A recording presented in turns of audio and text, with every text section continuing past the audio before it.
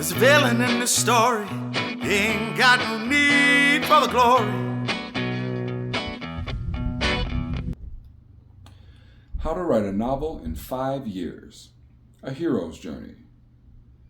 Episode 1. Ordinary World. Part A. Track 1. On Writing. Just fucking write, man. Just fucking write. If you can do that for a couple of hours every day for a year, you'll probably have drafted a novel's worth of words. If you're Stephen King, you can pump out a draft in 4 months, but not all of us have been penning stories and pressing them in our basements for distribution since grade school. I personally didn't commit to the art of writing for a living until just shy of my 32nd birthday. And at the age of 37, I'm just now learning the art of committing to writing as a living. I'm not exactly where I planned on being 5 years ago. However, I am exactly where I'm supposed to be today. If, from the conception of Pete and Gwendolyn grew up, I'd simply written a lot and read a lot, as Stephen King suggested I do in his memoir, On Writing, I might have actually published that novel the title of this series is misleadingly referencing. However, every shortcut, every distraction, and every obstacle I allowed to stand in my way made for one hell of a journey. The first year of this journey started with a dingle-tingling premise, a clear vision of where I wanted to go with it, and how I wanted to get there. The call to adventure.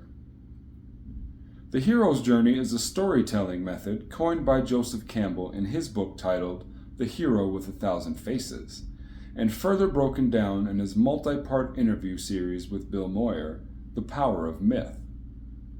Joey Cam may have broken down the method like a fraction, but it has been used in myth, religion, and folklore since the beginning of written history.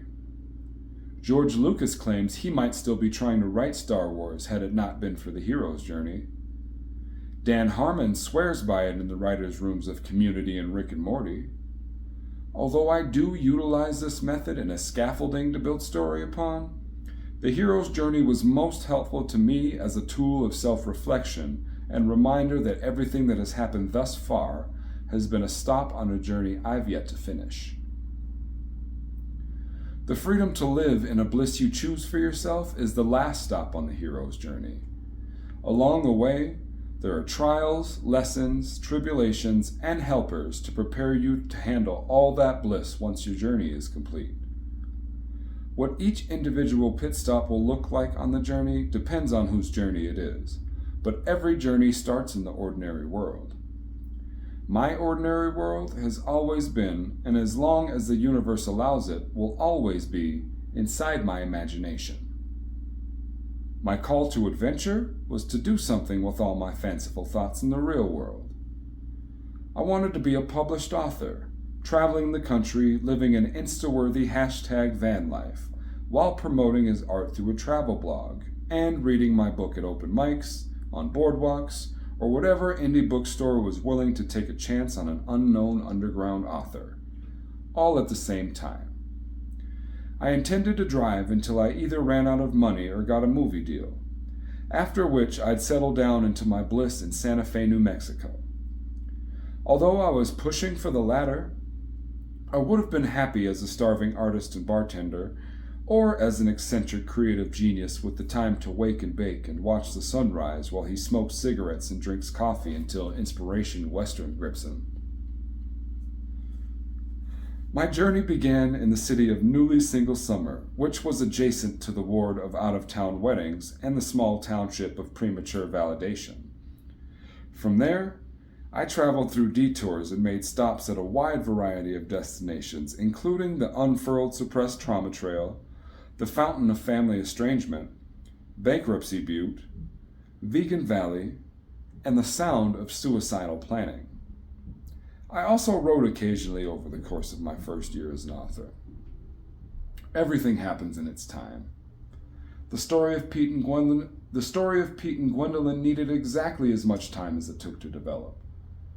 Over the past 5 years, a goal to become a published author within a year's time, while saving enough money to live in a van and travel the country to promote the novel I'd written, morphed into a trilogy of novels with a corresponding memoir of my process.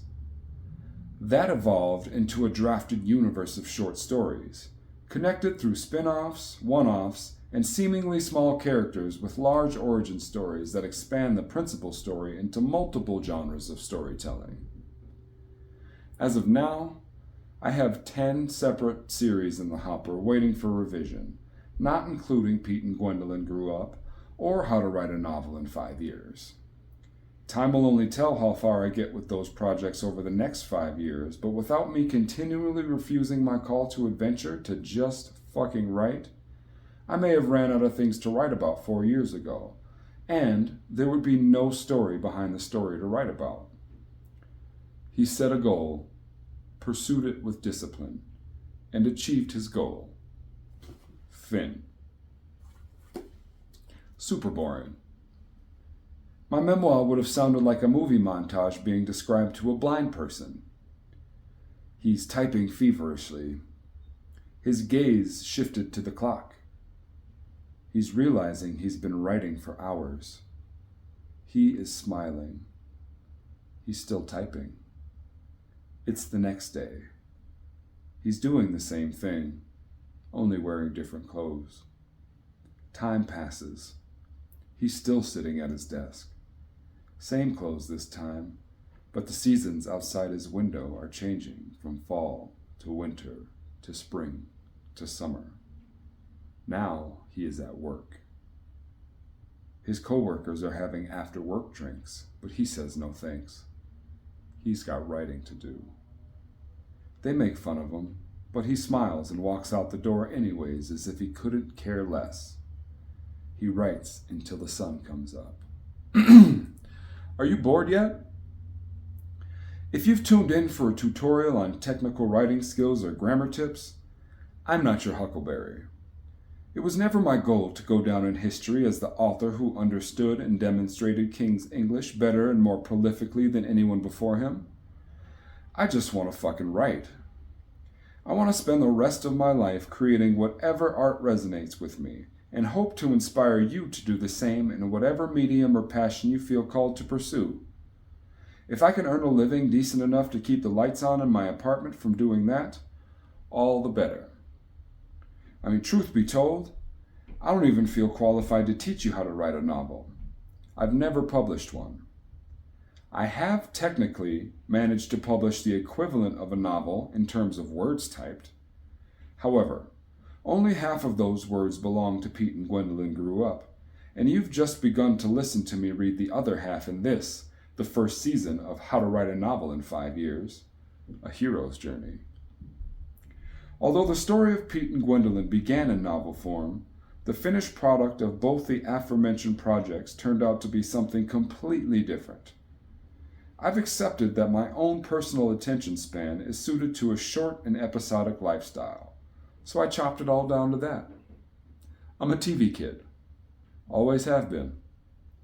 I learned to emote through story in 30-minute intervals at a young age. Television was my primary portal of escape. However, I also loved books, music, and movies as well.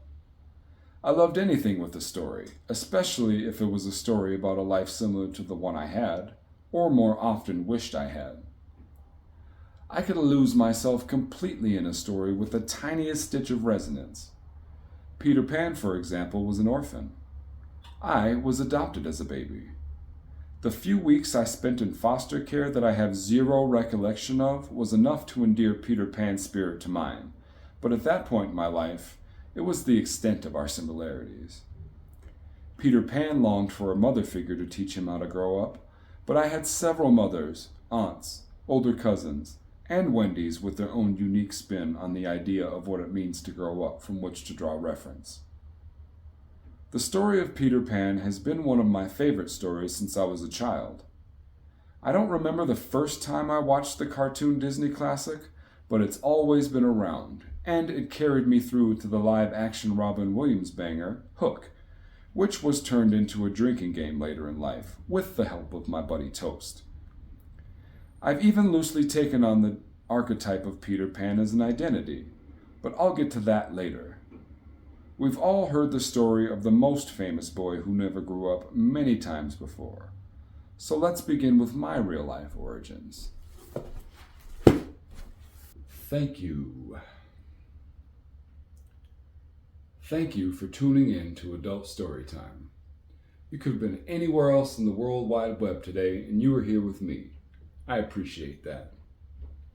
If you enjoyed today's installment of Adult Storytime, head over to adultstorytime.net to listen to the rest of this episode, along with the rest of the first season of How to Write a Novel in 5 Years, A Hero's Journey.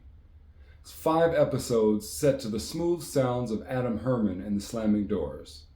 And while you're there, check out the fictional audio series, Pete and Gwendolyn Grew Up. Another 5 episodes still set to the smooth sounds of the Slamming Doors.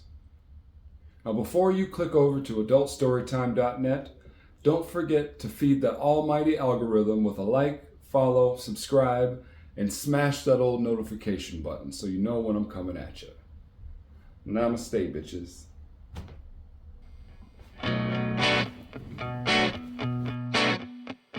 There's a villain in the story. There's a villain in the story. There's a villain in the story. He ain't got no need for the glory.